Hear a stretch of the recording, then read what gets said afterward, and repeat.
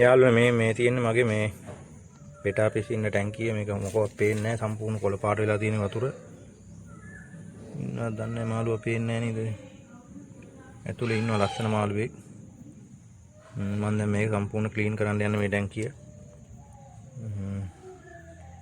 ඉස්සෙල්ලාම වතුර ටික අයින් කරන්න ඕනේ. මේකේ අඩියේ මඩ තියෙනවා. ඒ ටික අයින් කරන්න ඕනේ. මඩ ටික අයින් කරලා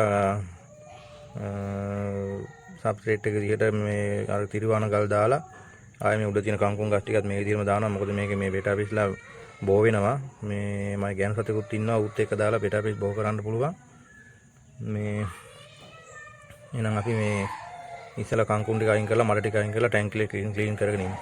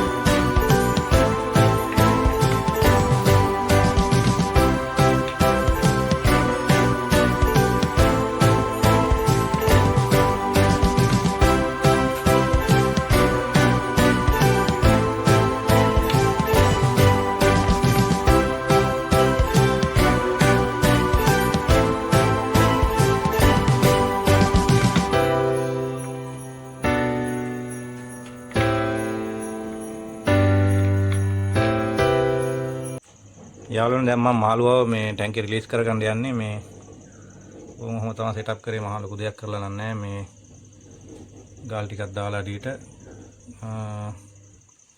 වැලිස් නේරියා නාන එකයි අනිත් එකයි දෙකම දාලා කුමුදු පැලයක් දැම්මා.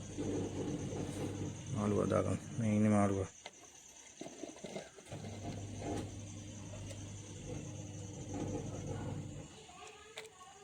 ඕ හරි.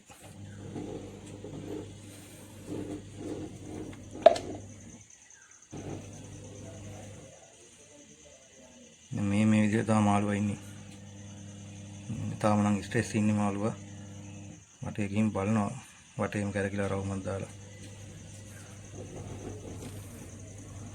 හොඳයි යාළුවනේ, එහෙනම් මගේ මේ වීඩියෝ එක හොඳයි නම් ලයික් එකක් දාලා සබ්ස්ක්‍රයිබ් කරලා බෙල් නොටිෆිකේෂන් එක ඕල් දාලා තියාගන්න. මම මේ වගේ වීඩියෝ දිගටම අරන් එනවා. ගමට ගැමිකමට ගමේ සුන්දරත්වයයි ඊට අමතරව මේ මාළු සම්බන්ධ වීඩියෝයි කුකුළු සම්බන්ධ වීඩියෝ තමයි මම කරන්නේ. තමන් කැමති දේවල් බලන්න, අකමැති දේවල් බලන්න එපා. ඔක්කොම ඉතින් එක channel එකේ තමයි දාන්නේ. තමන්ට ගැලපෙන දේවල් තෝරගෙන බලන්න. මොනවා හරි වැදගත් දෙයක් ඉතින් දානවා.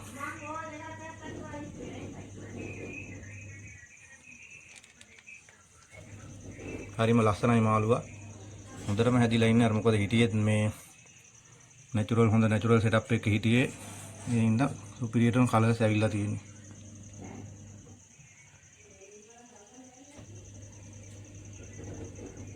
මම අනිවාර්යයෙන් මේකේ අප්ඩේට් එකක් අරන් එන්නම්. තව ටිකක් මේ මාළුවා හොඳට මේ ටැංකියට හුරුුණාට පස්සේ මේ ෆීඩ් කරන වීඩියෝ එකක් අනිවාර්යයෙන් ගේන්න. සබ්ස්ක්‍රයිබ් කරලා තියාගන්න channel එක. එහෙනම් ගිහින් එන්නම් තියෙනවා.